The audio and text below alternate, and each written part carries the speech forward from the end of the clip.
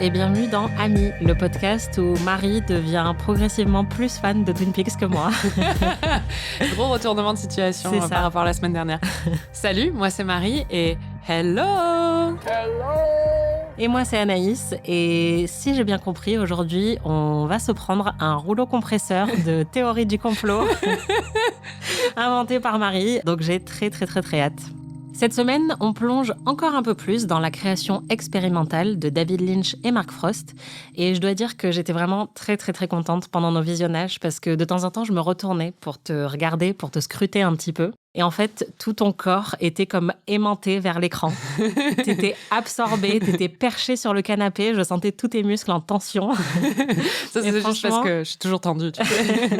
Non, mais c'est très rare de te voir aussi concentré et absorbé par une œuvre. Et t'avais les sourcils froncés et vraiment, je sentais que tu donnais tout, quoi. Et ça m'a rempli de joie. Ah, bah, je suis bien contente.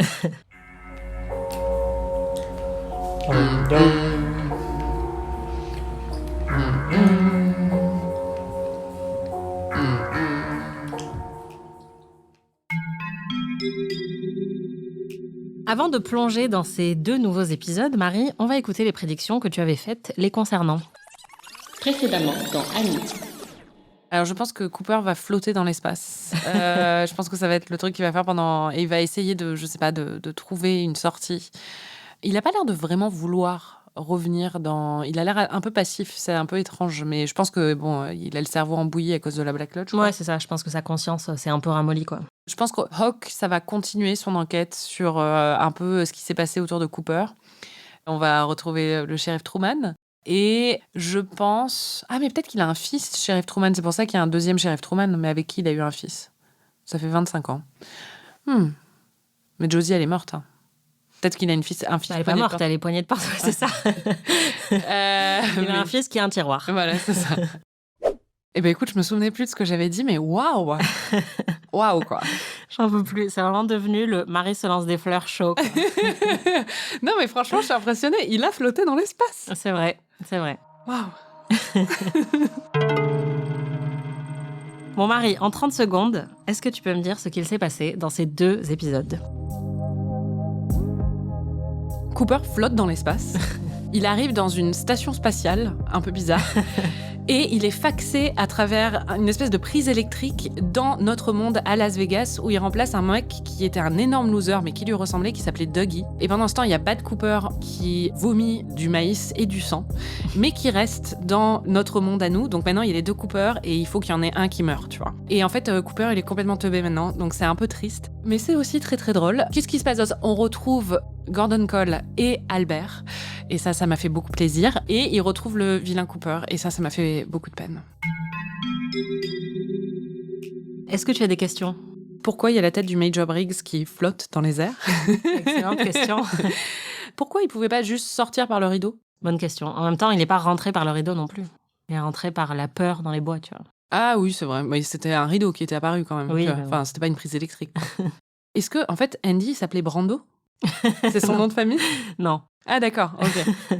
En fait, Wally Brando est né apparemment le même jour que Marlon Brando. Ah du coup, c'est son prénom, Wally Brando? Ouais. D'accord. Ah ouais, ok. Truman, il est malade, qu'est-ce qu'il a? Voilà, je suis triste. Et est-ce que le mot « hello » vient de Twin Peaks, en fait? Ils ont beaucoup de problèmes digestifs, pourquoi? C'est le mal qui les ronge. Ouais, voilà.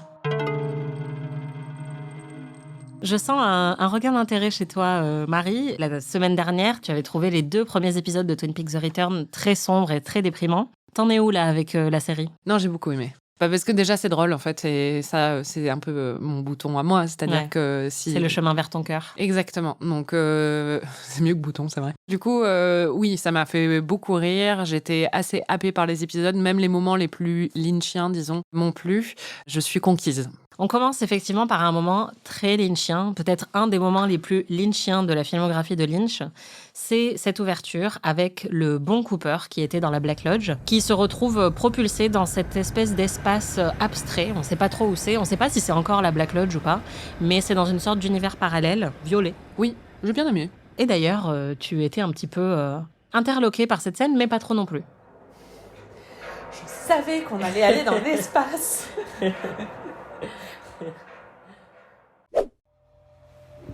croyais que c'était l'épisode 8 qui était chelou. Oui. Mais il y a chelou et il y a chelou. Ah oui, d'accord. Parce que là, on est quand même bien, là. Alors, on est bien, là. On est bien. J'essaie d'avoir la même perspective que toi sur ce genre de moment. Donc, je suis là, ça symbolise la solitude. Non, c'est ça, je te trouve très, très apaisée, très... non, mais c'est sympa, ça. Going on a ride, quoi. Non, parce que c'est quand même très perché, quoi. Non, mais visuellement, c'est cool. Ouais. Après, bon, est-ce que je comprends ce qui se passe? Non. Oui, mais bon. Mais c'est intéressant, moi, j'ai jamais vu ça. C'est sûr que j'ai jamais vu ça. Bah oui, là, franchement, on est quand même dans de l'inédit. Et il faut savoir qu'au moment où l'épisode est sorti, ça a été tout de suite un épisode acclamé avec beaucoup de gens, dont Matt Zoller-Seitz, qui est un critique qu'on aime beaucoup toutes les deux, qui a dit que c'était un des moments les plus purement lynchiens et les plus abstraits de la filmographie de Lynch, parce que c'est vrai que, enfin, on peut pas faire plus abstrait, quoi. C'est-à-dire qu'il est sur une boîte en métal dans l'espace. Mais en même temps, il y a l'océan aussi, parce qu'avant qu'il rentre dans la boîte en métal, il est face à l'océan. C'est ça, il est sur une espèce de balcon très abstrait. C'est des sets qui ont été construits pour la série. Hein, ouais. Et c'est très épuré, en fait. Il y a quasiment rien. Ensuite, quand il rentre à l'intérieur, c'est aussi une pièce dans laquelle il y a quasiment aucun meuble. Et en plus, la manière dont c'est filmé est très déstabilisante. Et du coup, c'est vrai que je m'attendais à ce que tu aies des réactions encore plus fortes que ça. Parce que on arrive quand même dans quelque chose de très déstabilisant. Et en plus, c'est une scène qui dure très longtemps. Et quasiment à la moitié de cet épisode, plus de 20 minutes, sont consacrées à ça. Et ensuite à Dougie, mais sans dialogue. Donc en fait, on a la moitié de l'épisode où personne ne parle. Et où c'est juste une expérience sensorielle et visuelle. Et ça, je trouve que c'est quand même hyper puissant, quoi. T'en as pensé quoi de cette scène? Non, mais j'ai beaucoup aimé. Enfin, c'était une expérience, quoi, justement. C'est-à-dire que j'avais un peu l'impression d'être dans une expo du Palais de Tokyo. J'en ai fait une dans ma vie et c'était... C'était comme ça. L'œuvre principale, c'était un moustique qui était vivant, posé au bout d'une aiguille, mais collé. Il y avait un gros micro qui était à côté et comme ça, dans tout le Palais de Tokyo, t'entendais bzzz. Et c'était un peu pareil. Tu vois ce que je veux dire? C'est vrai. C'est le même genre de... Enfin, c'est immersif. Est-ce que j'ai tout compris? Certes, non. Enfin, je pense pas qu'il y ait plus à comprendre que ce que j'ai compris. C'est-à-dire non, que... c'est ça. C'est pas quelque chose qui est là pour être déchiffré ou compris. C'est vraiment, comme tu dis, quelque chose d'immersif. Et on comprend ce qu'il faut comprendre. C'est-à-dire qu'il est dans un endroit qu'il ne reconnaît pas et il est en transition. Et c'est tout ce qu'on a besoin de savoir. Et après, quel est cet endroit exactement? Qu'est-ce que ça représente? Honnêtement, on s'en fiche un peu, quoi. Il y a un peu un truc avec l'électricité, quand même. Oui. Tout le courant pour passer de ce monde-là à notre monde, c'est des entrées électriques à chaque fois. Et en plus, cette espèce de boîte bizarre qui flotte dans l'espace a un problème. Enfin, elle doit être rebootée par la meuf. Il y a un espèce de champ magnétique dedans, donc on comprend qu'il y a un truc avec l'électricité. Mais après... En fait, l'électricité, c'est vraiment un des motifs récurrents chez David Lynch depuis son premier film Eraserhead, où c'était déjà quelque chose de présent. Il est hyper fasciné par tout ce qui est paysage industriel et par l'électricité. Et en plus, comme il est lui-même artiste, il fabrique des choses, des meubles, tout ça. Et effectivement, là, dans Twin Peaks The Return, on a l'impression que c'est un peu l'apogée de plein de manières différentes de tout ce que Lynch a fait dans sa vie, et notamment avec l'électricité, où on sent que là, c'est vraiment devenu le conduit principal pour tout ce qui est surnaturel, en fait. Mais littéralement, en plus, c'est un conduit, quoi. Ouais, exactement. Et d'ailleurs, tous les bruits, les sons d'électricité, on va en reparler, mais David Lynch a fait tout le design sonore de la série, et on sent que c'est un truc qui est toujours un petit peu constamment dans le fond, mais qui crée une atmosphère hyper enveloppante, en fait. C'est vraiment super. Oui. Et pendant ce temps-là, on a Bad Coop, donc le méchant Cooper, qui est en train de rouler en Dakota du Sud et qui se sent pas bien parce qu'on comprend que l'heure tourne et qu'il est sur le point de se faire réabsorber en fait par la Black Lodge. Il commence à se sentir un peu physiquement mal. Ouais, c'est dégueulasse. Ah oh ah, mais c'est le truc au maïs, là. Oh, mais c'est dégueulasse. Oh là là, non, le vomi, je peux pas, quoi. Moi, j'adore. Non, mais... J'aime bien parce que c'est cérébral comme œuvre. Il y a un propos et tout ça, mais en même temps, il aime bien utiliser des trucs un peu pipi-caca quand même. Surtout dans cet épisode, ça m'a fait beaucoup rire parce qu'il y a plein de sketchs ou de moments qui ont un lien avec les entrailles, quoi, et le truc le plus dégueulasse qu'il peut y avoir dans les entrailles. Ouais. Cette espèce de contraste, je trouve ça, déjà, c'est marrant. Et en plus, c'est intelligent. Et qu'il puisse se permettre ça et qu'il le fasse, il y a une insolence là-dedans que j'aime bien, quoi. Mais c'est vrai que la vision, le vomi, vraiment... je peux pas du tout ça, quoi. Enfin, c'est pas comme s'il y avait des gens qui adoraient ça, mais vraiment, ça me répulse. En plus, il vomit dans ses mains, il se les écrase. Enfin, c'est horrible, il y a du sang. Enfin, c'est... Oui, c'est ça, on dirait qu'il y a du pétrole aussi, enfin, c'est noir, jaune, rouge. Moi, ce que j'adore, enfin après, on l'a déjà dit, j'adore le gore, et j'aime beaucoup cette scène, comme d'autres scènes un peu gore ou très graphiques qu'il y a dans Twin Peaks The Return, justement parce qu'elles sont graphiques. Et je pense que, comme tu le dis, quand il était sur une chaîne de network à l'époque, il pouvait pas forcément faire tout ce qu'il voulait. Et là, clairement, on sent qu'il a une grande liberté, et en plus, il a une qualité d'image qui est superbe dans Twin Peaks The Return, et donc on voit vraiment tous les détails. grains. Voilà, c'est ça. Et j'avoue que je trouve ça assez jouissif de voir ça justement de manière pas du tout édulcorée, mais vraiment de la manière la plus dégueulasse possible, un peu comme quand Sam et Tracy se font déchiqueter la tête, quoi. C'est hyper dans ta tronche, et j'aime bien ça. Ces épisodes sont très... Je sais pas si c'est scato parce qu'il n'y a pas de caca, mais il y a du vomi, il y a du pipi, et puis il y a aussi des douleurs abdominales très violentes. Ouais. Ça a provoqué des réactions chez moi. Ça sort par tous les trous. J'ai l'impression de revoir la scène de Bridesmaids. Tu sais. C'est clair. Il y en a un, ça sort par le cul, l'autre, ça sort par devant. Ah. Est-ce qu'il va le vomir? J'imagine tu vomis Cooper. Mais garde-toi, tu vas faire un accident. Là. Mais le mec, on dirait vraiment qu'il a la chiasse. Hein. Non, mais ce qui est intéressant, c'est que à côté de ça, tu as un accent très fort mis sur la technologie et un accent très fort mis sur le corporel, comme tu dis, le corporel très bas. Donc, ça fait un contraste assez intéressant, je trouve. Tout à fait. T'as aussi adoré le moment où le bon Cooper, qui est toujours dans son espace un peu abstrait, est absorbé par une prise électrique géante. Et c'est ce qui va ensuite l'amener dans notre monde à nous. Qu'est-ce qui t'a plu dans ce moment? Bon, déjà, on aurait dit qu'il était faxé, quoi. Donc ça, c'était marrant. Il y a des effets spéciaux dans cet épisode qui sont des très bons effets spéciaux et qui sont en même temps uniques. C'est-à-dire que je sais que ces effets spéciaux ne vont pas mal vieillir comme certains effets spéciaux, comme par exemple le Titanic. Quand tu revois le film, aujourd'hui, c'est évident que c'est des effets spéciaux, quoi. Ça, non, parce que justement, ça essaie pas d'imiter quelque chose de connu ou de reproduire quelque chose de grandiose ou quoi que ce soit. Et c'est perché, en fait, comme moment, et c'est totalement unique. Enfin, c'est un peu signature, quoi. Je trouve que j'ai jamais vu d'effets spéciaux comme ça dans une autre série ou un autre film.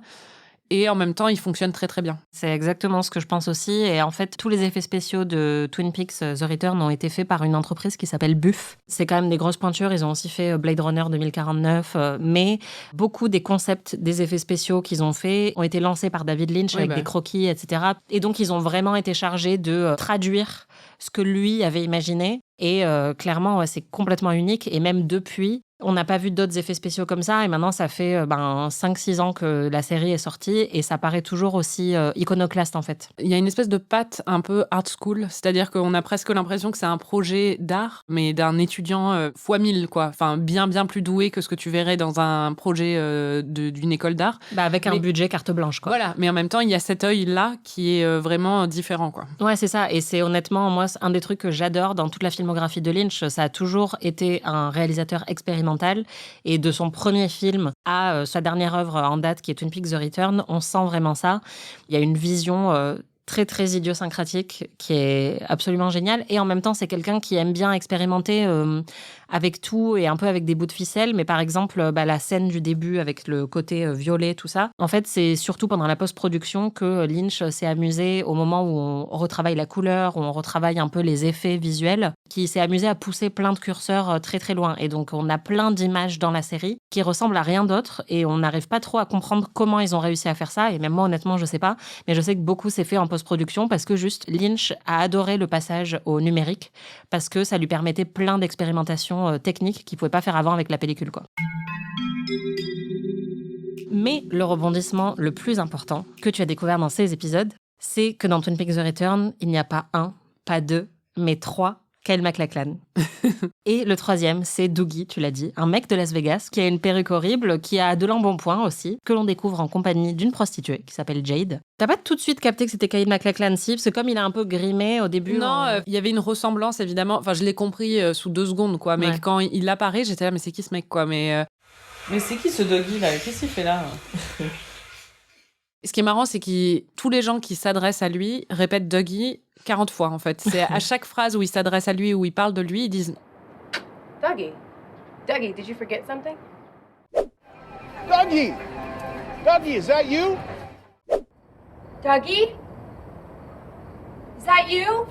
Mais Dougie, qu'est-ce que tu fais là? Mais voyons, Dougie. Et du coup, tu comprends vraiment qu'il s'appelle Dougie, mais enfin, c'est un peu une running joke dans les 2 épisodes, quoi. Bon, t'as assez rapidement, au final, compris le principe de Dougie, qui a été créé par le mauvais Cooper pour que 25 ans plus tard, au moment d'être réabsorbé par la Black Lodge, que ce soit Dougie qui soit envoyé à la place de Bad Cooper et que Bad Cooper puisse continuer à foutre le bordel dans notre monde à nous. Oh, j'ai compris, d'accord. T'as compris quoi? Bah, il a fabriqué pour qu'il soit ramené dans la Black Lodge au lieu de lui. Oh. Il a établi un périmètre de sécurité pour se débarrasser de lui. T'es malade, non?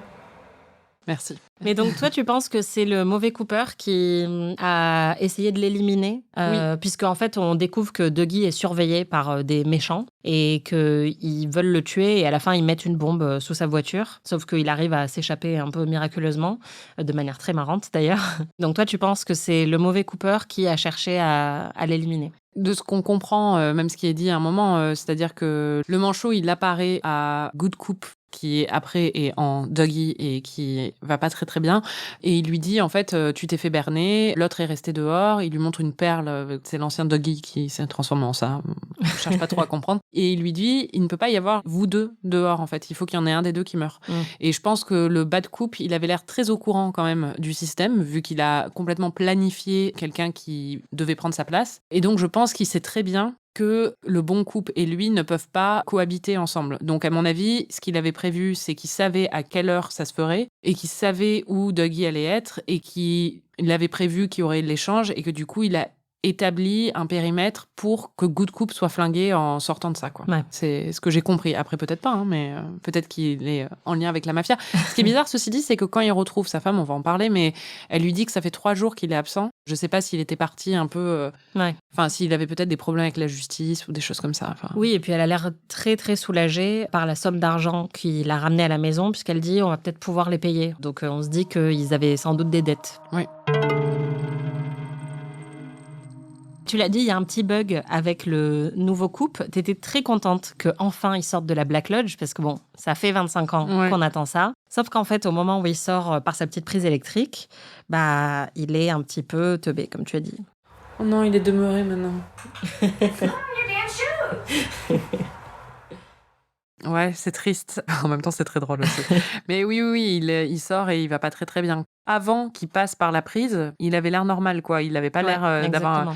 Et on voit même le moment où il commence à être absorbé par la prise. À un moment, il se recule et on a l'impression qu'il a un peu sonné. Alors, je sais pas si au bout d'un moment... Il a eu le mal des transports, quoi. Ouais, voilà. Je sais pas si justement c'est temporaire et c'est juste ces neurones qui doivent se rééquilibrer à l'intérieur, tu vois, parce qu'il y a eu un petit problème. Ouais. Comme il a échangé avec quelqu'un qui a été créé pour ça, qui donc n'était pas forcément humain ou quelque chose comme ça, peut-être que dans l'échange, il y a eu un problème à ce niveau-là, quoi. Et ça t'a un petit peu stressé que Dougie n'arrive à rien, en fait. C'est-à-dire que Dougie, pour moi, c'est pas Dougie. C'est Cooper qui se retrouve dans une situation où enfin il sort et en fait, j'avais qu'une envie, c'est qu'il puisse appeler Truman, que Truman vienne le chercher, qu'il l'enveloppe dans une couverture, qu'il lui raconte les 25 dernières années et qu'ils aillent arrêter ensemble le mauvais couple, tu vois. Qu'il lui amène des donuts, du café exactement. Et qu'il lui dise c'est bon, c'est fini, quoi. Exactement. Et en fait, là, il sait même pas faire pipi, en fait. Donc, il n'arrive pas à fonctionner par lui-même et il est livré à lui-même dans un casino et j'étais complètement paniquée à l'idée qu'il lui arrive quelque chose de mal parce que je voulais absolument... c'est comme un enfant qui est abandonné tout seul au milieu d'un parc d'attractions, quoi. Exactement. Et un enfant que t'aimes bien, quoi. Enfin, parce que je l'aime bien. Ouais, bah oui. Mais ramasse l'argent. Mais Anaïs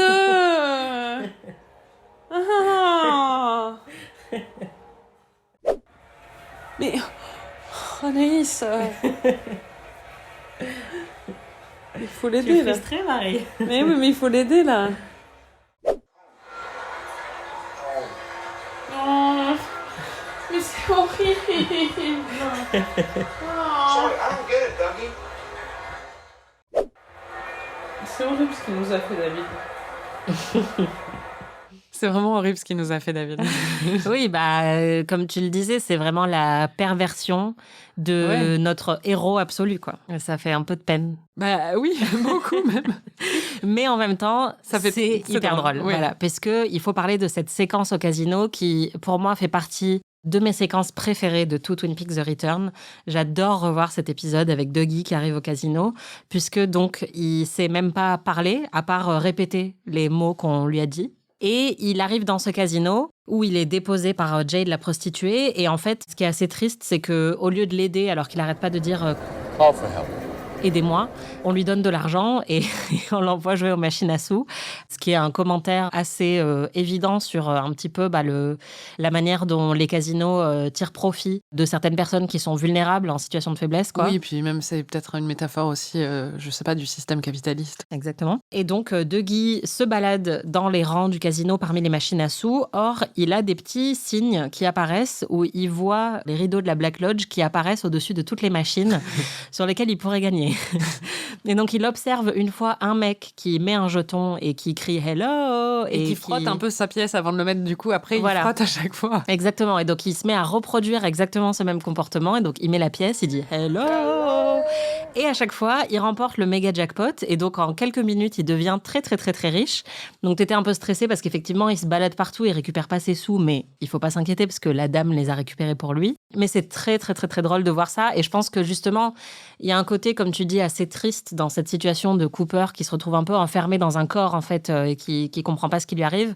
Mais en même temps, c'est assez jouissif de voir qu'il est en train de la mettre à l'envers au casino sans s'en rendre compte, puisque le casino est désespéré parce qu'il est en train de les dépouiller, quoi. Il est complètement démuni, mais en même temps, il a un super pouvoir. Ouais. Donc, c'est complètement paradoxal et ça mène à une situation et une scène qui est, jouissive. Et il y a cette dame qui a l'air à la rue, ou en tout cas pas en très bon état, qui arrête pas de jouer aux machines à sous à côté de lui, qui est assez agressive. Et en fait, quand elle commence à comprendre qu'il gagne tous les jackpots, elle lui demande de lui montrer où est la prochaine machine qu'il va gagner.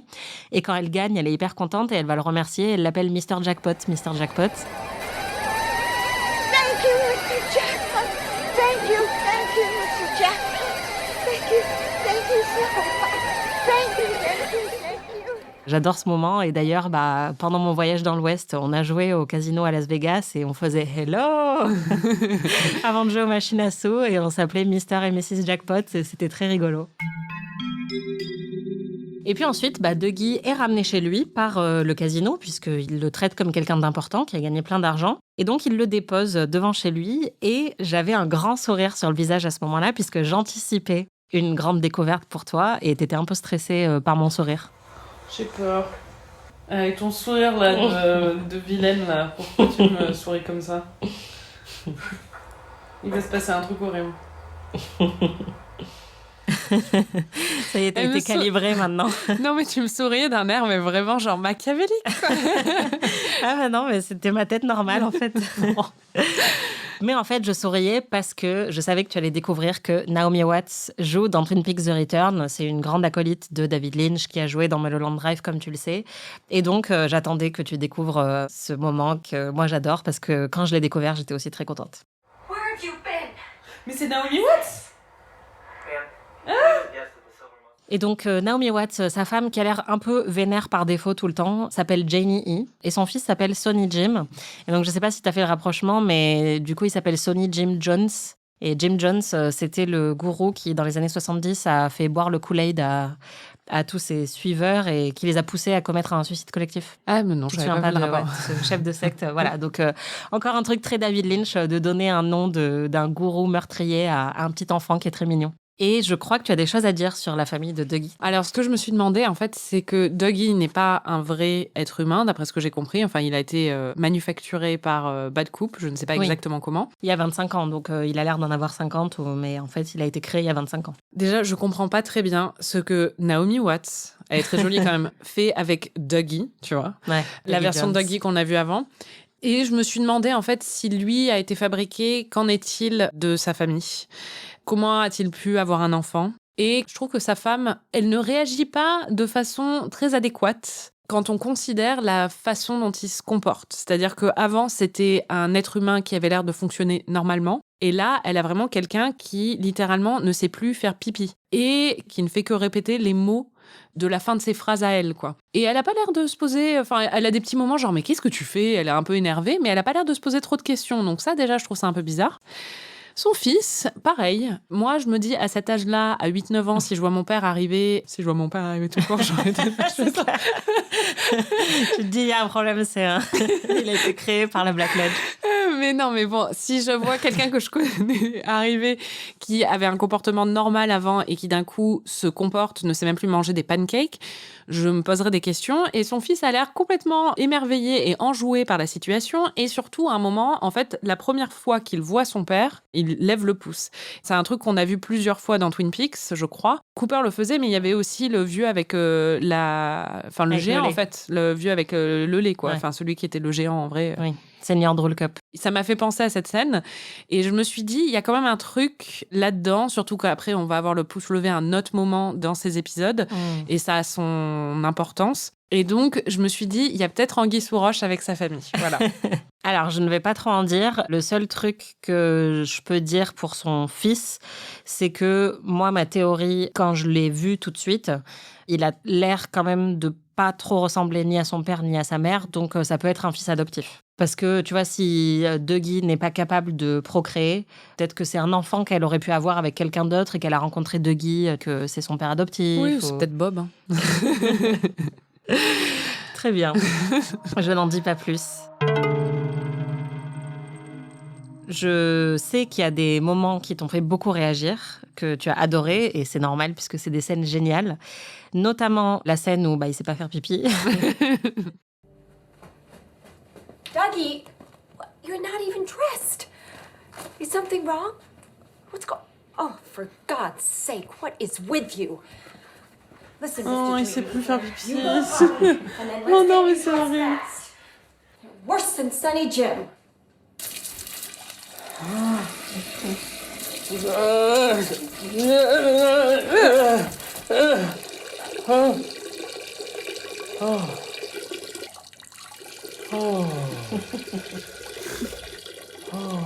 Waouh. Et ensuite, la scène où Dougie boit son premier café. Donc, en gros, le couple qui vient de sortir de la Black Lodge boit du café pour la première fois. Mais nous, on sait que le café, c'était le truc préféré de Cooper. Donc, on se dit, qu'est-ce qui va se passer ? Est-ce que ça va créer quelque chose ou pas, quoi ? Oh, il va redécouvrir le café. Oh. Et c'est ça qui va lui... Là, d'un coup, il va... Ah non.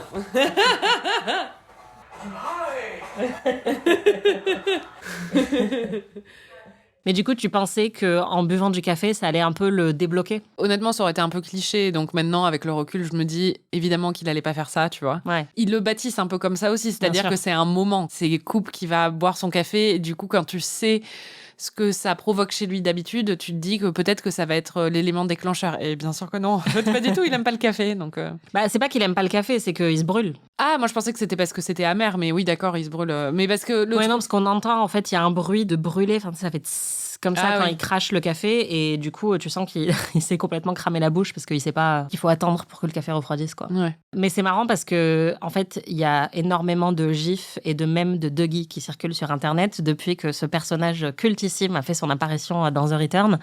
Et j'avais très peur que tu tombes sur des images de Kyle MacLachlan avec cette tenue emblématique, avec le costume vert pomme, etc. Et je suis assez contente puisque visiblement tu ne t'étais pas fait spoiler, et notamment ce moment avec le café. Le gif est sorti plein de fois parce qu'après il fait « Bonjour !» Bon, il y a un autre moment aussi qui t'a fait très plaisir, c'est qu'en parallèle, on retrouve Gordon Cole, qui est joué par David Lynch, et Albert, ton préféré, qui sont en train de mener l'enquête, une enquête un peu bizarre où visiblement un des indices, c'est un pot avec des espèces de fèves à l'intérieur. Et les autres, c'est 2 photos de meufs à poil. Ouais, voilà. Et une mitraillette au milieu où tu dis oui, ça c'est un gros indice par contre. Ils sont au bureau du FBI, mais ils mènent aussi l'enquête sur le meurtre qu'on a vu dans les premiers épisodes avec les deux, là, le couple qui se sont fait lacérer. Sam et Tracy. Voilà. Quand j'ai retrouvé Albert. Mais vraiment, je crois que c'est mon personnage préféré en fait. Je l'aime tellement. Bah ouais, je comprends.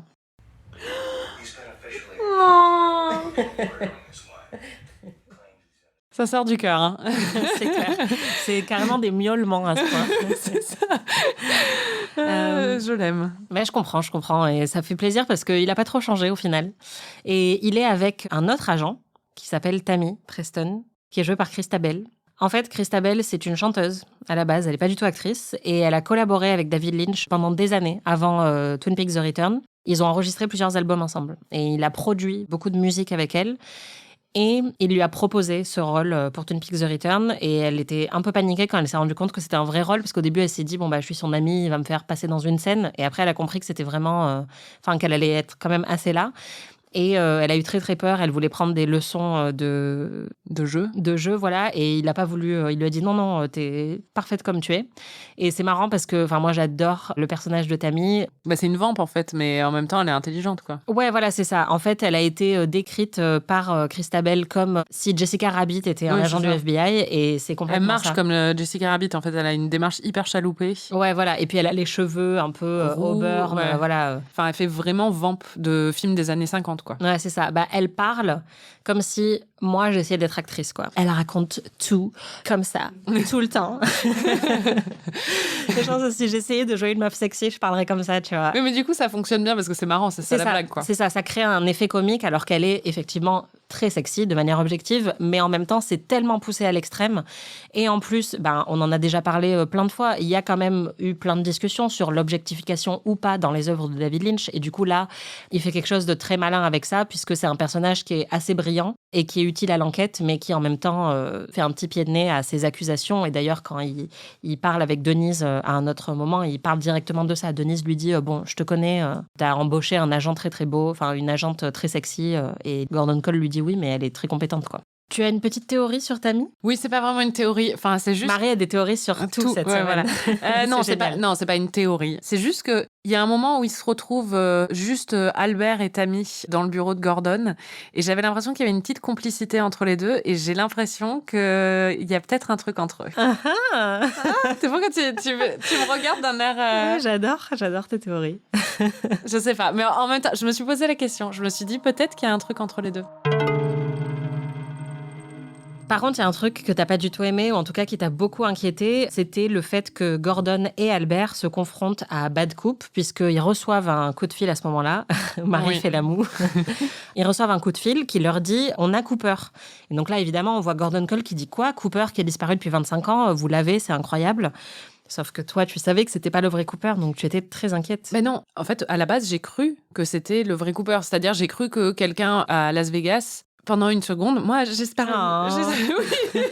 Moi, j'ai pas encore complètement intégré le côté sadique de David Lynch.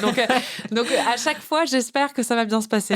Et du coup, en fait, j'espérais vraiment que au casino, on ait compris, ou que quelqu'un ait trouvé un numéro et appelé le FBI, ou qu'il ait été, parce qu'il s'était rendu compte que ça allait pas, il l'ait emmené à un poste de police et qu'ils aient retrouvé grâce à ses empreintes. Je sais pas.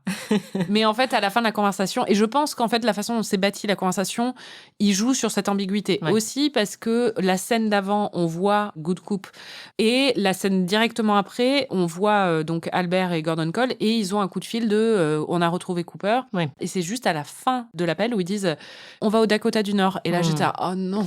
Ah oui, c'est vrai, ouais. Je me souviens que tu as eu cette petite lueur d'espoir. Ouais.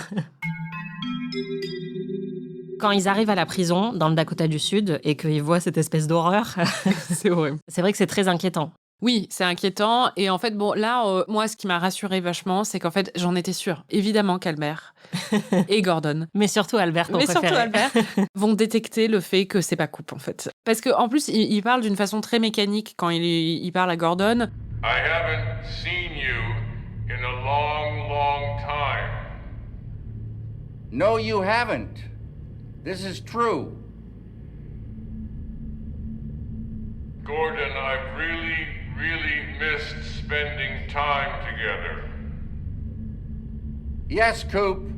I too have missed our good times together. Et il a un côté très robotique qui fait qu'on ne reconnaît pas du tout Cooper. Et quand tu l'as connu et il était tellement pur... Et bon, j'avais de l'espoir justement que tout de suite ils se disent ça, parce que pour moi il y aurait rien de pire. Littéralement, j'ai lu Harry Potter 15 fois, chaque livre, sauf le 2 parce qu'il est accusé à tort d'un meurtre. Il y a rien de pire, je trouve, que ça. En fait, j'avais tellement peur qu'ils pensent que leur vrai couple puisse être cet horrible personnage. Cet horrible personnage qui avait dans son coffre de voiture une patte de chien. Oui, coupée. C'est vraiment genre, au cas où t'aurais pas encore compris que le mec est vraiment diabolique. C'est ça. Mais en fait, du coup, ils s'en rendent compte et Gordon dit à Albert, il y a un truc, il nous a pas salué de la bonne façon. Et en fait, c'est quand il fait le pouce levé, il a relevé que c'était pas lui, quoi. Là, ils mentionnent un truc, ils disent c'est Blue Rose, donc la rose bleue. C'est le mot aussi que prononce la tête flottante du Major Briggs. Du Major Briggs dans l'espace. Oui, parce qu'on a oublié de dire ça. À un moment, quand il est sur son vaisseau, Cooper... C'est pas un vaisseau, hein, c'est vraiment une boîte en métal avec une espèce de dé à coudre géant à côté. Oui, quoi. mais c'est les espèces de vaisseaux que tu fabriques à l'école quand tu dois fabriquer un vaisseau en aluminium. Qu'il y avait dans les séries des années 50. Quoi. Oui, voilà. Et du coup, il voit passer une espèce d'hologramme de la tête géante de Major Briggs qui dit juste Blue Rose.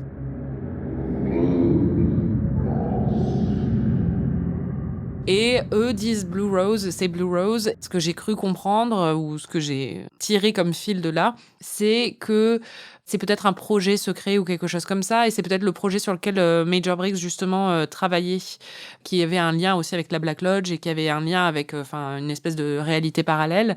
Je me demande si c'est pas ça, en fait. Mais en fait, c'est dit dans Twin Peaks et dans Firewalk With Me. Enfin, le Major Briggs dit qu'il travaille sur le projet Blue Rose et après et ils en parlent dans Firewalk With Me, mais bon, tu as complètement bloqué de ta mémoire. Oui, Firewalk With Me. À chaque fois dans les épisodes, tu reconnais ça? J'étais non, pas du tout. Et c'était dans Firewalk With Me. Ouais, en fait, Firewalk With Me est une énorme clé de compréhension pour Twin Peaks The Return, puisqu'il y a plein, l'électricité par exemple et le fait que c'est un conduit, c'est déjà quelque chose qu'on voit dans Firewalk With Me. Il y a beaucoup de numéros aussi dans Firewalk With Me, donc il y a plein de trucs comme ça qui ont été mis en parallèle avec Twin Peaks The Return, et c'est aussi pour ça qu'en 2017, quand la série est sortie, il y a eu une réévaluation de Firewalk With Me, parce que ça a poussé plein de gens à revoir le film et à se dire « Ah, mais en fait, c'était pas la bouse énorme dont on se souvenait à l'époque. » Mais oui, donc effectivement, Blue Rose... Je vais le revoir. Mais oui, j'avais oublié, du coup... Mais on sait pas exactement ce que c'est comme projet, mais on sait que ça concerne quelque chose de surnaturel, et on sait que le Major Briggs travaillait dessus, et que c'était top secret. Je sais que tu as aussi une autre théorie, puisque pendant cette conversation qu'ils ont tous les deux où ils parlent de Blue Rose, Gordon Cole dit à Albert « On a besoin qu'il y ait une personne qui voit Coop pour être sûr que c'est bien lui ou pas. » En gros, c'est un peu ça. Albert, before we do anything else, we need one certain person to take a look at Cooper. I'm right with you. Do you still know where she lives? I know where she drinks. Et en fait, quand on l'a vu la première fois, du coup, je les revois à chaque fois, sauf Firewalk With Me, apparemment j'aurais dû. Mais je revois les épisodes à chaque fois pour bien comprendre, et puis pour m'assurer que j'ai bien pris les notes et tout ça. En fait, la première fois, je m'étais dit, mais qui ça peut être? Et là, la deuxième, j'étais là, mais c'est évident en fait. C'est Diane. J'étais sûre que tu allais dire ça. Et non, c'est pas ça? Tu peux pas me dire. Je ne vais rien te dire, mais tout à l'heure, quand tu m'as appelé et tout, je me suis dit, je suis sûre qu'elle va dire ça. Non, mais parce que, bon peut-être pas apparemment, vu ta réaction. Mais en fait, sur le coup, je me suis dit qui ça peut être, une femme. Enfin, ça pourrait être aussi Annie. Ouais. Elle a connu 3 semaines, faut arrêter les conneries, quoi. Enfin, c'est même pas, tu vois, 3 jours. Et ils ont fait une balade en barque ensemble, donc je pense pas qu'elles connaissent l'essence de Cooper. Après, elle a été là à un moment crucial. Oui, où il est passé du mauvais, du bon au mauvais. C'est ça. Mais bon, je trouverais ça un peu... Mais enfin bon, du coup, je me suis dit, mais qu'ils connaissent tous les deux. Et en plus, ce serait un tellement bon truc que ce soit Diane. Et du coup, j'ai commencé à me dire, mais qui va jouer Diane? Et je me suis dit, peut-être, comment elle s'appelle, Laura Dern, parce qu'elle a joué avec lui dans plein de films. Enfin, elle a joué dans plein de films de Lynch. Donc, t'imagines Diane blonde? Laura Dern, c'était vraiment juste parce que j'ai pensé à des actrices qui ont joué avec des collaboratrices, David Lynch. Et t'as dit Audrey aussi quand on regardait le... Oui, l'épisode. Je me suis dit, c'est peut-être Audrey. Mais bon, encore une fois, en fait, le truc, c'est que ce qui est marrant, c'est que moi, j'ai envie que ce soit Audrey qui ramène pour... mais déjà, je sais que c'est pas le cas parce que tu m'avais dit qu'ils partageaient pas de scène. Voilà. Après, je t'avais dit que Cooper et Audrey partageaient pas de scène, mais... Ouais, bon, d'accord. Si tu m'as fait ça, franchement, ça, ce serait tellement... ça serait de la triche. Tu me parlerais plus jamais. Ouais, mais enfin, je trouve ça vraiment... ce serait... Je sens l'espoir renaître dans tes yeux. Bah non, parce que si c'est avec Bad Coupe qu'elle partage des moments, ça va pas être fun. Ouais, c'est clair. Mais enfin bon, bref, j'aimerais bien évidemment que ce soit elle, même si j'aimerais bien que ce soit Diane aussi. Mais enfin, je trouve pas ça logique. Je vois pas pourquoi ils appelleraient Audrey. Enfin, genre, il faut qu'on montre à une certaine personne. Je pense que eux connaissent mieux Coupe depuis des années avant qu'Audrey qui l'a connue pendant 3 semaines pareil. Enfin, tu vois ce que je veux dire? C'est juste pour moi, c'est Diane, c'est la plus évidente parce que c'est elle qui l'entendait parler tous les jours. En plus, dans Firewalk With Me, on a établi qu'elle existe vu qu'il rentre dans le bureau et qu'il lui parle, même si on la voit pas. Enfin, peut-être que c'est un ordinateur. Hein. Oui, c'est ça. En tout cas, il a clairement teasé Oui, le fait qu'on ne l'a jamais vue et que du coup, on ne sait pas exactement qui c'est et si elle existe ou pas, quoi. Ouais, bon, bref. Du coup, j'ai eu ce moment, je m'étais là, mais évidemment que c'est Diane. Bon, peut-être pas, apparemment. Ils finissent la conversation par je sais où elle boit. Juste après, on coupe vers la Roadhouse, donc le club oui, de mais Twin Peaks. ça, c'est vrai que, oui, quand je l'ai vu, je me suis aussi dit ça, et du coup, ça voudrait dire que c'est quelqu'un de Twin Peaks. Qui boit à Twin Peaks, en tout cas. Ok, c'est peut-être Audrey. Je sais pas, écoute, je sais pas. J'aime beaucoup ta théorie. On verra si tu as raison ou pas. On va passer aux guest stars. La première grosse guest star, et tu étais très contente de la retrouver, c'est David Duchovny, qui joue Denise et qui est maintenant directrice du FBI, donc qui a quand même pris du galon. Denise! Enfin, je sais pas ce que t'en as pensé des retrouvailles entre Gordon et... Il y a un moment qui est émouvant, ou en tout cas qui nous fait aimer Gordon encore plus, c'est que Denise, du coup, lui reproche un peu son côté un peu womanizer, enfin le fait qu'il aime bien les jeunes très belles femmes. Mais Gordon lui dit... Before you were Denise, when you were Dennis, and I was your boss, when I had you working undercover at the DEA, you were a confused and wild thing sometimes. I had enough dirt on you to fill the Grand Canyon, and I never used a spoonful because you were and are a great agent. And when you became Denise, I told all your colleagues, those clown comics, to fix their hearts or die. Toi aussi, dans le passé, t'étais comme ça. Et je te rappelle que quand tu as fait ta transition vers Denise, dès que quelqu'un a ouvert la bouche pour te critiquer, je lui ai rabattu le clapet pour lui dire c'est comme ça et c'est pas autrement, quoi. Ça rend Gordon très sympathique. C'est de ce moment dont je voulais parler, puisque la citation I told them to fix their hearts or die, donc de réparer leur cœur ou mourir, je trouve que c'est une très belle formulation. Et en fait, c'est une citation qui a été récupérée par la communauté LGBT, qui a été très touchée par cette scène. Et c'est vrai qu'on en avait parlé déjà à l'époque. Denise était un personnage trans qui était honnêtement pas si mal exécuté que ça pour l'époque. On sent vraiment un peu la pureté de cœur de David Lynch / Gordon Cole par rapport à ce personnage. Et donc, ça a été très touchant pour beaucoup de membres de la communauté trans et de la communauté LGBT. Et ça a été récupéré en fait en posters, en pins, en drapeaux arc-en-ciel sur lesquels il y avait écrit « Fix your hearts or die » parce que c'est vraiment devenu un peu un cri du cœur. Et il y a même quelqu'un qui avait créé un pins avec la citation et qui a reversé des parties des bénéfices à une association américaine pour les droits trans. Donc je voulais juste parler de ce petit moment parce que c'est devenu un truc assez culte pour les fans LGBT de la série. C'est vrai que c'est joli. Il y a aussi, pour le coup, beaucoup moins sympa, Brett Gelman, qui joue le directeur du casino. Je l'adore, lui. Et qui joue le beau-frère connard dans Fleabag. Cet acteur a un talent pour jouer les connards. Il jouait dans autre chose, je me souviens plus quoi, mais où il jouait un connard aussi fini. Enfin, et vraiment, à chaque fois, il joue les connards, mais de façon assez grandiose. Il y a Robert Foster qui joue le shérif Truman. Donc, tu avais compris qu'on allait voir le shérif Truman dans cet épisode, mais t'as pas eu le bon shérif Truman. Oui, non, c'est son frère, apparemment. Et c'est qui ? Le shérif Truman. Mais c'est pas celui qu'on connaît ? Non. Et il est où le vrai shérif Truman ? Et c'est qui celui-là, le nouveau shérif Truman ? Ils ont juste le même nom, mais ils sont pas...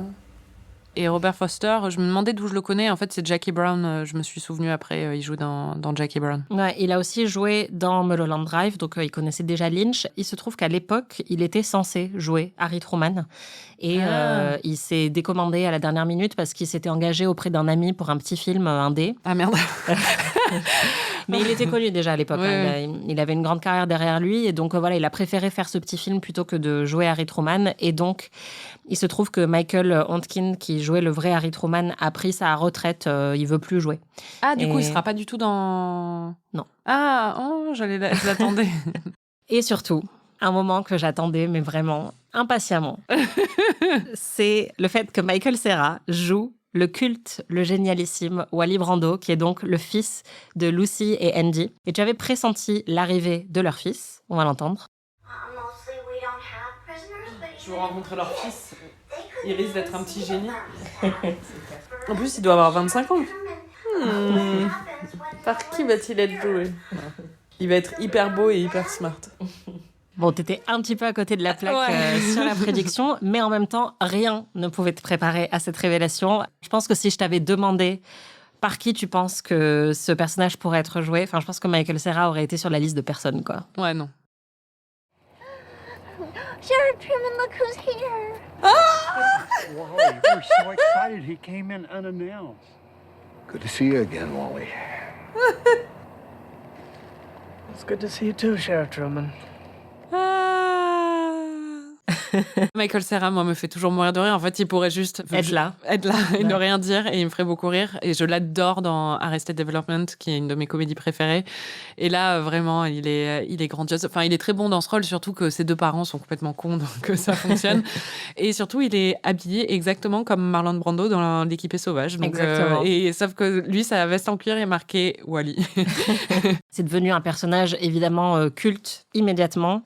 Déjà, la scène dure assez longtemps quand même. Oui. C'est une scène qui sert à rien globalement et qui dure bien 5 minutes où on a juste Michael Cera qui enchaîne des monologues un peu débiles avec un cheveu sur la langue où il fait une très mauvaise imitation de Marlon Brando. Donc c'est très camp pour le coup. Là, on est dans quelque chose de complètement décalé et camp, un peu comme Twin Peaks sait le faire. C'est hilarant, c'est absurde. Moi, vraiment, j'adore ce personnage. Je trouve que c'est tellement à contre-emploi, en fait. Jamais on aurait pu imaginer une collab Michael Cera, David Lynch. Ouais, non. Et en même temps, ça marche très, très bien. Pour moi, il y a le même côté chez Nicolas Cage, quoi. Nicolas Cage, c'est vrai qu'il était dans Sailor et Lula. Et d'ailleurs, c'était un peu à contre-emploi. Rien n'est à contre-emploi pour Nicolas Cage, mais... Pareil, c'est vrai que c'était un peu absurde dans Sailor et Lula, et là, il le fait parfaitement bien. En fait, j'aime bien ce moment parce que je trouve que ça couvre très bien un des plus gros thèmes pour moi de ces épisodes et de la série en général, qui est le thème de la nostalgie, puisque tu le découvres, je pense, c'est quand même une grosse méditation, Twin Peaks The Return, sur le concept même de nostalgie, de faire revenir une série 25 ans plus tard et de jouer avec ce que le public attendait de cette série et comment le public perçoit cette série. Et donc là, on a plein de personnages qui étaient cultes pour tout le monde, pour tous les fans qui reviennent, mais qui sont plus véritablement eux-mêmes. Donc évidemment Cooper, qui est Dougie, mais aussi le shérif Truman, qui en fait n'est pas le shérif Truman. Mm-hmm. Et Wally Brando, pour moi, en fait, c'est un peu l'illustration du fait que l'imitation pure et dure, c'est grotesque. Et qu'en fait, s'ils avaient essayé de juste refaire Twin Peaks à l'identique, ça n'aurait pas fonctionné. Parce que là, ils essayent de faire Marlon Brando et ça marche pas. Et donc, je trouve que c'est une très belle manière et en même temps très rigolote d'étudier un peu ce rapport à la nostalgie de la série et le rôle même de la série, tu vois. Est-ce qu'on doit rentrer dans du fanservice ou dans de l'imitation de ce que les gens connaissent déjà, ou est-ce qu'on doit aller dans une autre direction? Même quand il dit « j'ai décidé de laisser mes parents transformer ma chambre d'ado en bureau », là aussi, c'est un peu un truc de dire « bon, on passe à autre chose, en fait. On passe dans l'âge adulte de la série Twin Peaks ». Donc voilà, j'aime beaucoup ce moment. T'es trop intelligente. Merci. Mais on aura l'occasion de reparler de ça parce que c'est vraiment un thème, tu le verras, qui coule un peu dans toute la série.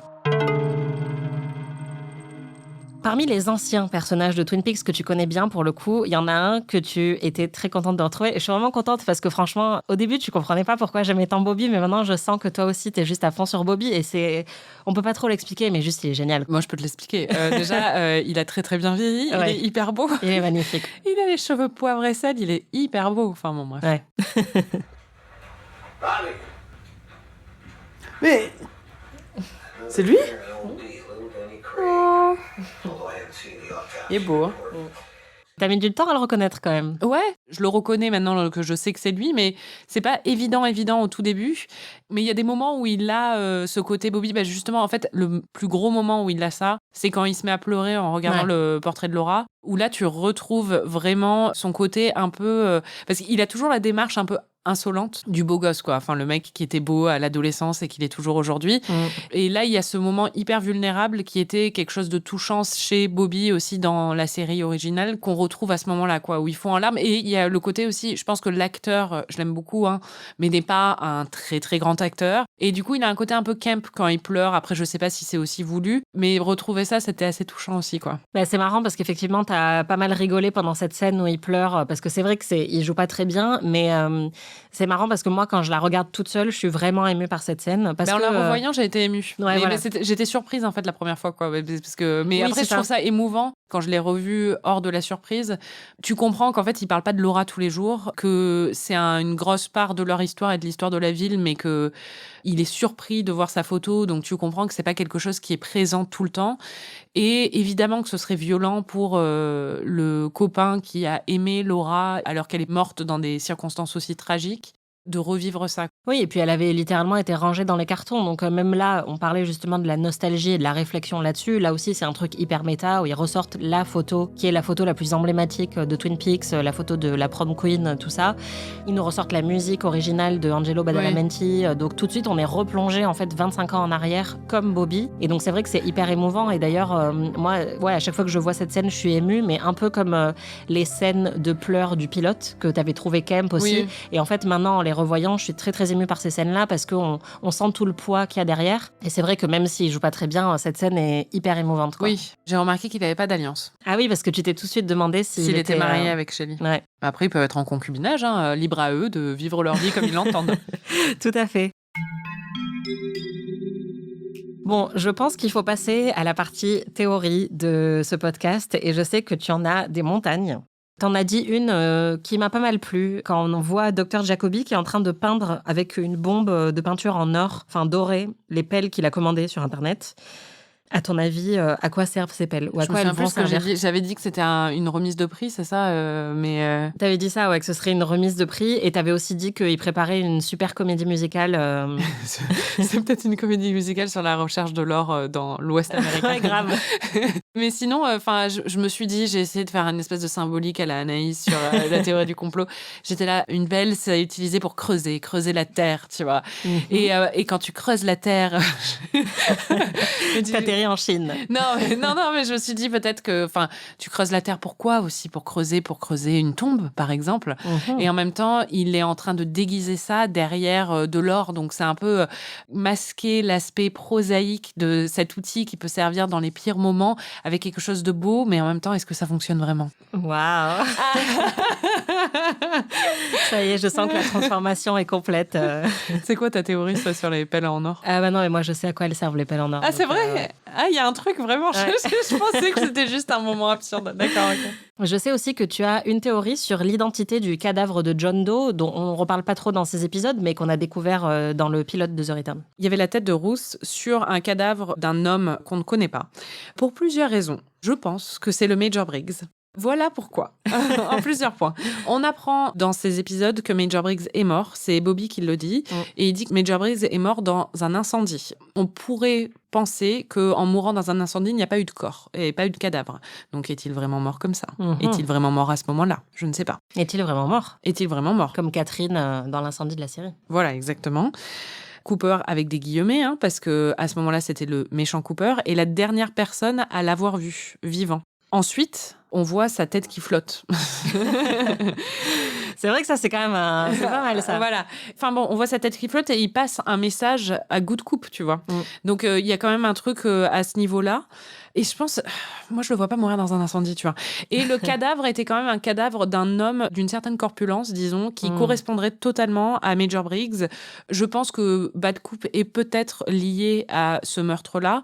Dans ces cas-là, ça ne m'étonnerait pas que ce soit Major Briggs. C'est vrai qu'on a plus ou moins compris que Bad Coupe, il est lié à Ruth Davenport, puisqu'il a tué la femme du principal. Oui, totalement. Donc, on sent qu'il est dans ce délire-là, quoi. Voilà. Non, mais c'est une bonne théorie. Tu as désormais vu 4 épisodes sur 18. Et je sais que tu es très forte en prédiction. Tu l'as été depuis le début quand même. Plutôt. Stop.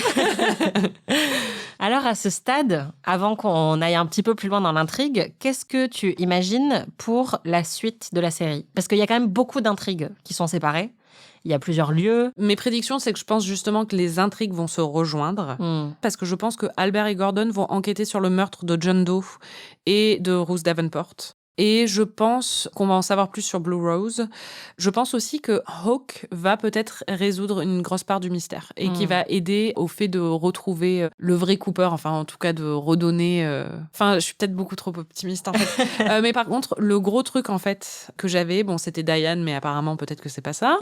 Mais l'autre gros truc, c'est aujourd'hui en fait, tu m'as envoyé une photo de toi lors de ton voyage dans l'Ouest.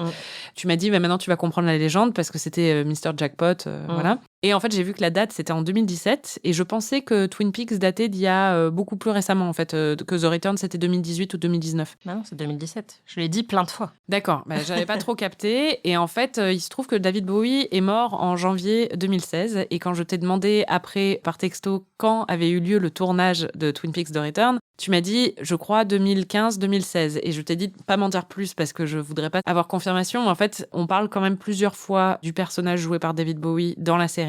Philip Jeffries. Voilà, Philip Jeffries. Et je vais prédire qu'on va voir David Bowie. Parce qu'il est mort en janvier 2016. Si ça a été tourné en 2015, il était malade, mais je pense que c'est possible qu'on le voit. Ça a été tourné à cheval sur 2015 et 2016. Dans ce cas-là, ça serait une possibilité, c'est-à-dire que, parce que moi je pensais que c'était impossible, parce que je pensais qu'il était mort bien avant le tournage, mais en fait, quand j'ai vu ça, je me suis dit que c'était possible, et si c'est le cas, je vais péter un câble.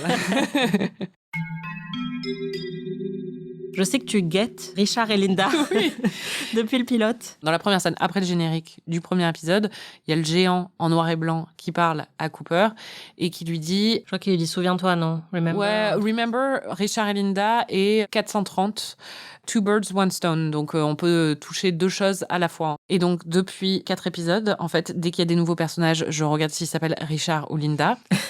Et je regarde tous les chiffres. D'ailleurs, je me suis rendu compte qu'il y avait énormément de chiffres dans ces épisodes. Et il y a eu des essais de numérologie tu m'étonnes. Non, mais ça m'étonne pas du tout. Mais du coup, Richard et Linda, mais qui sont Richard et Linda? Et t'as pas de théorie pour l'instant? Je guette Richard et Linda partout. Je n'ai pas vraiment de théorie sur... Attends. Ah non, le seul Richard qu'on connaît, c'est Dick Tremaine. Mais après, et Linda, je vois pas. Bon, bah écoute, on verra si ça se développe ou pas. Et c'est vrai que là, dans cet épisode en particulier, dans l'épisode 3, je sais pas si t'as remarqué, mais sur le compteur électrique qui aspire Cooper, Nice. Les numéros changent. Oui, non mais j'ai une théorie là-dessus. Alors en fait, le premier numéro qu'on voit, c'est 15 et le deuxième, c'est 3. Et après, quand à un moment, la prostituée fait les poches de Cooper qui vient de traverser, et ce qui reste dans la poche de Cooper, et c'est hyper émouvant, c'est la clé, en fait, de sa chambre à l'hôtel de Twin Peaks. Et le numéro de sa chambre, c'est 315. Ah ah. Voilà. Donc 15, 3, 15, j'étais là. Bien joué, bien joué. Et les deux, c'est un peu une clé vers quelque part. Hein. Pas mal. Oh, je suis trop fière de toi. Qu'est-ce que je suis fière. Merci. Mon préféré, parce que pour moi, c'est le plus facile à déchiffrer, c'est la femme camée qui est dans la maison en face de là où Dougie couche avec la prostituée, qui arrête pas de crier 119, 119 de manière hyper angoissante. D'ailleurs, on va t'entendre, t'as pas du tout aimé ce moment. 119, 119. Oh non. On s'amusait bien, on n'avait pas besoin de ça. Elle rasera. Ouais, elle fout vraiment les boules. Surtout qu'elle a un petit garçon qui est à côté et qui a pas l'air... en train de manger des céréales, le pauvre. Voilà. Bon, pour moi, après, c'est pas une théorie très funky. Hein. C'est juste que le chiffre des urgences aux États-Unis, c'est 911. Ouais. Et du coup, elle n'a pas l'air très très bien dans sa tête. Donc, je me dis peut-être qu'elle confond et qu'elle dit 119, c'est-à-dire 911 à l'envers. Après, le fait que ce soit dit à l'envers, sachant qu'en plus, l'épisode dans lequel ça se passe s'appelle Call for Help. Ah oui, c'est vrai, c'est ce qu'il dit tout le temps. Ouais, voilà, ce que dit Dougie / Good Coop, puisqu'il n'arrête pas de demander de l'aide. Sauf que là, 119 au lieu de 911, c'est un peu l'inverse de demander de l'aide, tu vois. C'est le fait de ne pas demander d'aide. Mais t'es trop forte. Non, c'est du bullshit total. Hein. C'est génial. On va passer au MVP. Qui est ton MVP? Mon MVP, bon, c'est Albert. Hein. C'est pas original, mais vraiment, je l'aime tellement. C'est qui, toi? Bah, honnêtement, ça devrait être Wally Brando. Mais j'adore Sonny Jim, le fils de Dougie. Ouais, je l'adore. Donc voilà, ce sera lui mon MVP. C'est quoi ta meilleure réplique? Il y en a beaucoup de très cultes. Oui, j'en ai plusieurs. La femme de Dougie lui dit This is the most wonderful, horrible day of my life. C'est le jour merveilleux le plus horrible de ma vie. Ouais. Il y en a une que je trouve hyper émouvante, c'est Denise qui demande à Gordon Will Albert be with you? est-ce que Albert va être avec toi? Et Gordon lui répond Do birds fly? est-ce que les oiseaux volent? Donc ça veut dire évidemment quoi. Donc Ouais. ils sont toujours ensemble, tu vois. Enfin, je trouve ça hyper émouvant en fait. Elle est trop drôle, elle est tellement à fond. Et l'autre, c'est Wally Brando qui dit My shadow is always with me. Sometimes ahead, sometimes behind, sometimes to the left, sometimes to the right. Except on cloudy days or at night. mon ombre est toujours avec moi, parfois devant, parfois derrière, parfois à gauche, parfois à droite, sauf dans les journées nuageuses ou la nuit. Voilà, ça c'est vraiment... C'est de la grande écriture. Toi, c'est quoi? Albert et Gordon et Tammy sont dans la voiture dans le Dakota du Sud pour aller à la prison. Gordon est hyper déçu parce qu'il n'y a pas les... Comment ça s'appelle? Le Mount Rushmore. Ils n'ont pas vu Mount Rushmore et donc Albert lui dit qu'il lui a amené une photo parce qu'il avait prévu que Gordon Cole serait déçu. Donc il lui montre une photo et après il lui dit que l'agent Tammy Preston est souvent malade en voiture. Ce qui se dit car sick en anglais. Et Gordon, qui comprend jamais rien parce qu'il est sourd, lui dit Albert, we're in South Dakota. Cossacks are in Russia. mais non, les Cosaques, c'est pas dans le Dakota du Sud, c'est en Russie. Et donc là, Albert est hyper saoulé et il répond de manière hyper pincée et de manière assez bruyante. Cossack! Donc il répète que ce qu'il voulait dire, c'était malade en voiture et ça me fait toujours mourir de rire. Et maintenant, à chaque fois que je suis malade en voiture, dans ma tête, je me dis « Corsic !» Voilà, j'adore. Oui.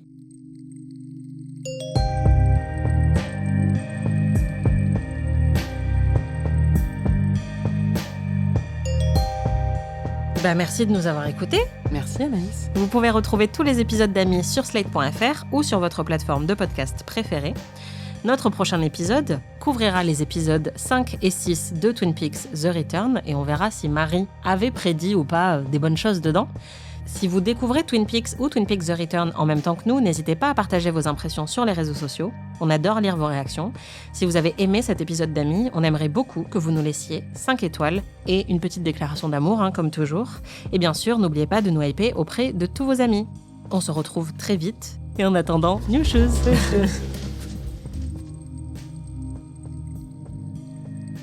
Amis est un podcast d'Anaïs Bordage et Marie Telling, produit et réalisé par Slate.fr sous la direction de Christophe Caron et Benjamin Ours. Production éditoriale, réalisation et montage, Aurélie Rodriguez. Musique, Victor Benamou.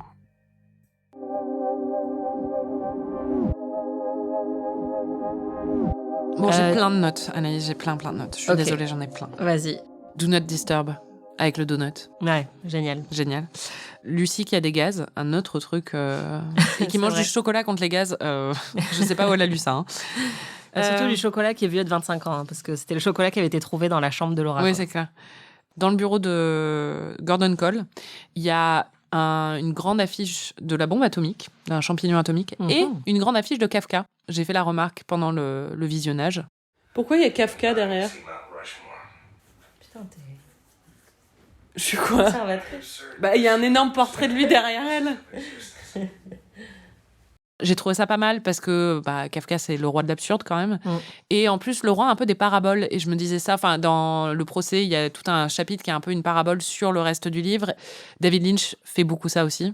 J'ai eu le procès au programme au bac. Alors, il faut savoir que Lynch est un fan absolu de Kafka. Ça m'étonne pas du tout. Et il y a quelqu'un qui a écrit un mémoire, je crois, ou un essai qui théorisait le fait que Twin Peaks The Return serait un hommage au procès. Moi, j'ai pas lu le procès, mais...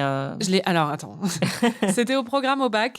J'adore ce livre. Et j'ai aussi vu, du coup, il y a le film qui a été réalisé par Orson Welles et qui est l'adaptation qui était aussi au programme. Donc, j'ai étudié ça en large, en long et en travers. Et c'est vrai qu'en fait, quand j'ai vu le portrait, tout de suite, je me suis dit, il y a plein d'éléments d'absurde, évidemment. Le fait de se retrouver dans un espèce de système que tu comprends pas et duquel tu peux pas t'évader.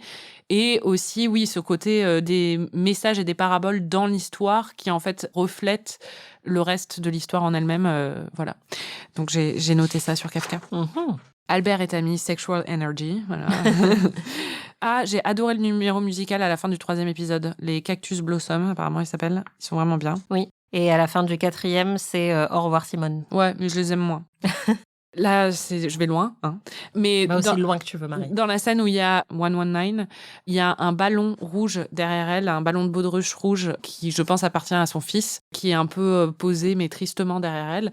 Et dans la scène, en fait, où Naomi Watts accueille Dougie, il y a le ballon rouge de l'anniversaire de son fils juste derrière elle aussi. Et je me suis dit qu'il y avait quand même Enfin, c'était pas innocent. Mm-hmm. Mais je pense pas que ça veuille dire quelque chose. Enfin, je vois pas un complot là-dedans, mais je pense qu'il y a un espèce de clin d'œil. Voilà, exactement. Et puis, c'est les 2 enfants qu'on voit dans la série. Il y en a un qui est hyper gâté et l'autre pas trop. Ouais. Je sais que tu as aussi remarqué le petit hibou qui est dans la cuisine en décoration. Il y en a 2 hiboux à un moment. Il y a un hibou aussi qui survole quand il arrive chez lui. Ouais, mais il y en a un, enfin, je veux dire, c'est un objet dans la cuisine. Et en fait, il y a tous ces petits moments qui sont un peu des rappels, encore une fois, des trucs un peu, même pour nous, pour le spectateur, qui réveillent un peu une nostalgie, mais qui réveillent aussi des choses chez Dougie, comme le fait qu'il passe dans Sycamore Street, donc dans une rue qui lui rappelle les arbres, quand il voit le hibou aussi. Enfin, on sent qu'il y a plein de moments où, en fait, il y a une toute petite portion de lui qui peut-être est en train de comprendre qui il est, quoi. Bah, j'espère. Hein. Mais quand il y a le hibou qui survole aussi, quand il arrive chez lui, un autre signe que peut-être il y a anguille sous roche. Ah ouais, les cheveux de Gordon, enfin les cheveux de David Lynch du coup, hein, mais waouh. Magnifique. Magnifique. Cooper me manque. Bobby, I gotta take a leak so bad my teeth are floating. Charmant. Mes dents du fond flottent. Ouais, voilà. Chad, il va être relou. Ouais, Chad, il est déjà relou. Ouais, voilà. Wally Brando, moi je pense que c'est le fils de Dick. Hein. Ah ouais. Il a son sens du style, en tout cas. Oui, il faut juste préciser aussi qu'à la fin de l'épisode, il y a, tu avais déjà vu dans les 2 épisodes précédents qu'il y avait toujours à chaque fois à la mémoire d'eux. Et là, il y en a un où il y a 2 personnes qui sont célébrées. C'est Don S. Davis qui jouait le Major Briggs et Miguel Ferrer qui est aussi décédé juste avant que la série ne soit diffusée. C'est trop triste. Voilà, j'ai trouvé ça très triste pendant la diffusion aussi. Oh, Miguel Ferrer, il est mort mais ils sont tous morts, c'est pas possible là. Et c'est qui Don S. Davis? C'est Major Briggs. C'est vrai? Je sais pas si tu te souviens, à un moment, il y a un plan d'extérieur du bureau du shérif et il y a une lumière. Oui. C'est un moment qui a été juste capturé parce que le directeur de la photographie a vu cette lumière magnifique. Il a dit, vas-y, lance la caméra, on tourne. Et il a raconté qu'en fait, c'est quelques minutes après avoir tourné ces scènes qu'ils ont reçu le coup de fil où ils ont appris la mort de Catherine Coulson, qui jouait donc Margaret, la Log Lady. Et ils ont décidé d'inclure le shot comme une sorte d'hommage. Et dans la scène où on voit Gordon qui parle avec Albert devant la prison, il y a une lumière très, très, très, très bleue qui est limite surnaturelle. Et en fait, le directeur de la photographie a aussi expliqué que cette scène n'a pas été photographiée comme ça. C'est quelque chose qui a été rajouté en post-production par David Lynch. Et lui n'a pas d'explication claire, puisque David Lynch n'explique jamais rien. Mais il pense que David Lynch a rajouté cette lumière très bleue qui fait un peu crépuscule après la mort aussi de Miguel Ferrer pour ajouter une atmosphère un peu plus pesante à cette scène. Tu vas me faire pleurer. Et moi, je suis triste pour Cooper, quoi. Putain, le pauvre, il voulait juste boire des cafés et manger des tartes, tu vois. Et là, t'imagines, tu vis une vie normale et après, t'es là, quoi. C'est clair. Moi, je serais là, arrêtons tout. Je meurs. Enfin, pourquoi vivre? C'est clair.